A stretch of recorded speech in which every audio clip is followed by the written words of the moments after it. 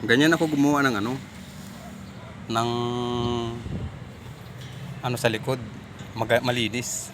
Ayan o. Oh. Sahara yan, puting yan. Sahara yan mga kaibigan.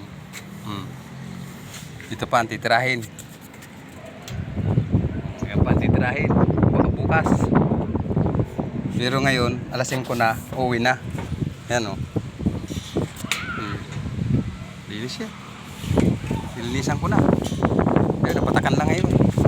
Kasi may gumagawa dito kanina. Ayan o. May gumagawa pa o.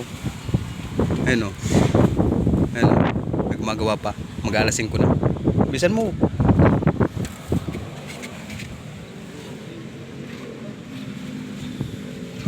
Ha? Saan? Bukas na yan?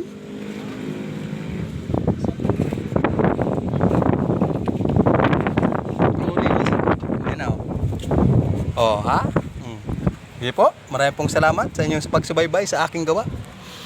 Ito yung likod ng bahay.